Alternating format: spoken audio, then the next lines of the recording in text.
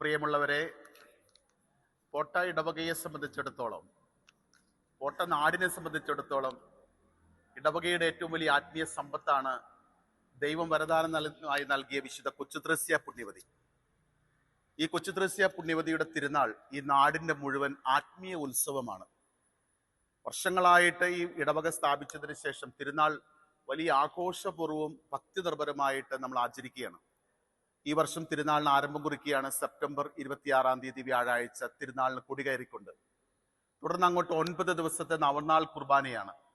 നവനാൾ കുർബാനയുടെ അവസാനമായിട്ടുള്ള ഒക്ടോബർ 4 വെള്ളിയാഴ്ച ആ തിരുക്കർമ്മങ്ങൾക്ക് ശേഷം ഭക്തി നിർഭരമായിട്ടുള്ള കൊച്ചുത്രേസ്യ പുണ്യവതിയുടെ പുഷ്പമുടി എഴുന്നള്ളിച്ചുള്ള പ്രദക്ഷിണം പോട്ട പനമ്പള്ളി ജംഗ്ഷനിലേക്ക് നടത്തുകയാണ്.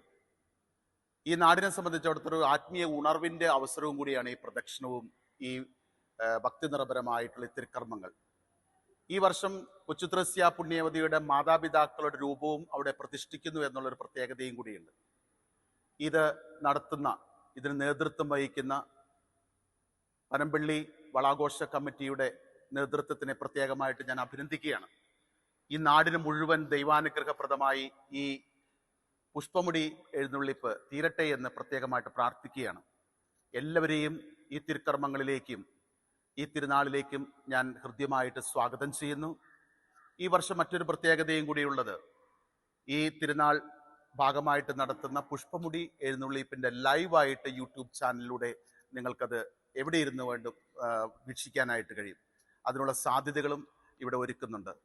ഈ തിരുനാളിന്റെ എല്ലാവിധ ആശംസകളും ദൈവാനുഗ്രഹവും നേർന്നുകൊള്ളുന്നു. Thank you.